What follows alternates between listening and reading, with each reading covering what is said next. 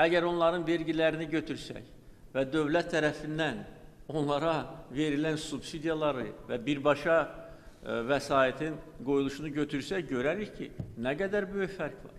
Yəni, bu nə göstərir? Onu göstərir ki, dövlət şirkətləri bizim ölkəmizi, bizim iqtisadiyyatımızı aşağı aparır.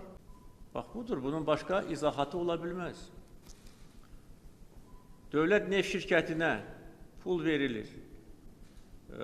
Təkcə qazlaşmaya yox, qazma işlərinə, onların xarici tərəfdaşlarla birgə çalışdıqları konsorsiumlarda payının maliyyələşməsinə, hardan bu pul gəlir?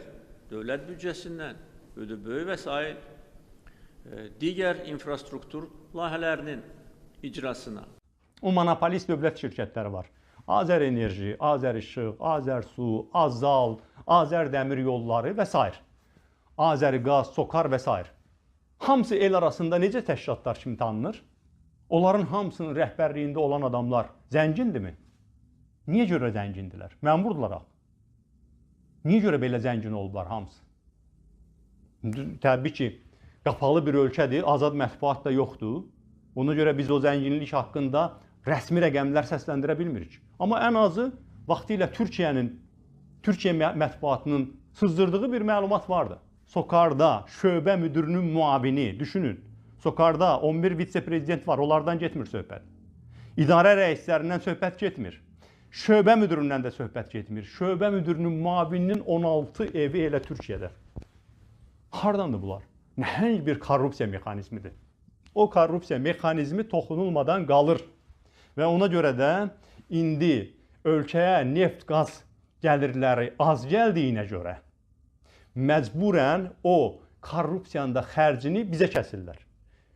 Həm Sokarın məhsullarına, benzinə və dizelə qiyməti qaldırdılar, həm suya qiyməti qaldırdılar, hələ başqaları da yəqin ki olacaq. Çünki Azərbaycan xalqı öz haqqını hələ yetərincə müdafiə edə bilmir. Bu adamlarda da insaf yoxdur ki, düşünsünlər ki, yaxşı, xalqın indi öz haqqını müdafiə eləmək imkanı yoxdur. Tutaq ki, qorxuza bilmişik. Bəs bizim insafımıza nə? İxtisara salaq bu korrupsiya layihələrini. Olmasın bu 450 milyon manatlıq Mərkəzi Bankın binası. Heç olmasa bax, indi o biriləri tikiblər. Yaxşı, bu binada niyə israr eləyirlər? Axı, bu 450 milyon manat böyük puldur. Vaz keçsinlər, güzəştə geçsinlər Azərbaycan ictimai fikrinə. Kim istəyir ki, Azərbaycanda bu cür kasıblıq şəraitində ölkənin bu qədər problemləri var, bahalaşma gedir. Bu şəraitdə yarım milyard manata yaxın vəsait hansısa bir mənasız bir bankın, deməli, bank binasının yenidən hansına ki ehtiyac yoxdur, tikilməsinə sərf olunsun. Azərbaycan xalqı istəyirmi bunu? Bu vəsait axı Azərbaycan xalqınındır.